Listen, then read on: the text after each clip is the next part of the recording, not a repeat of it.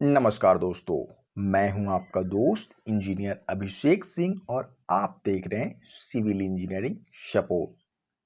दोस्तों, आज का ये छोटा सा वीडियो यकीन मानिए दोस्तों आपके लाखों रुपए बचा सकता है।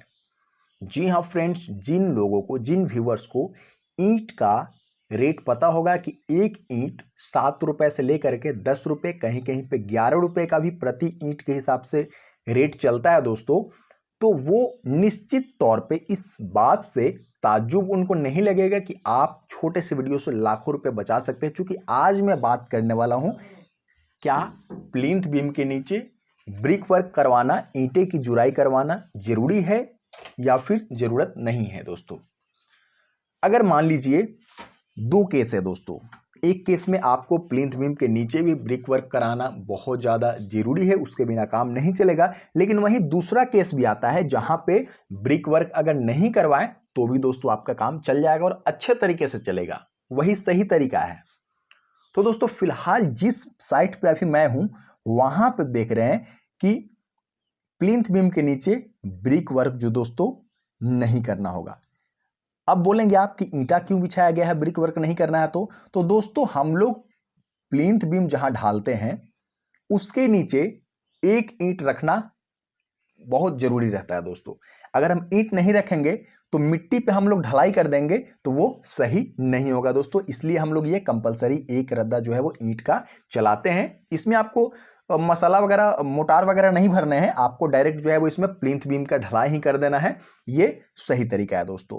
और ये किस केस में हो रहा है मैं आपको बता दूं, ऐसा जमीन जिसमें कि सॉइल फिलिंग यानी कि मिट्टी भरने की जरूरत नहीं है, उसका हाइट पहले से अच्छा है। और ध्यान रहे कि रोड से आपका जो घर है कम से कम 1.5 से 2 फीट ऊंचा होना चाहिए दोस्तों। आपका घर एक बार बन जाएगा तो उसका हाइट को आप बदल नहीं सकते हैं, लेकिन रोड जो है वो जब भी रिपेयर होगा, जब भी बनेगा तो उसकी हाइट थोड़ी सी बढ़ जाएगी दोस्तों। तो इसलिए कम से कम 1.5 फीट हाइट रोड से आपका घर का ज्यादा होना चाहिए दोस्तों। 1.5 से 2 फीट आप जितना ज्यादा रखेंगे उतना आप सेफ साइड रहेंगे दोस्तों। अगर आपका जमीन में मिट्टी भरने की जरूरत नहीं है, पहले से आपका जमीन उतना ऊंचा है, तो वहां पे प्लिंथ बीम के नीचे ब्रिक वर्क करने की कोई भी जरूरत दोस्तों नहीं रहेगी।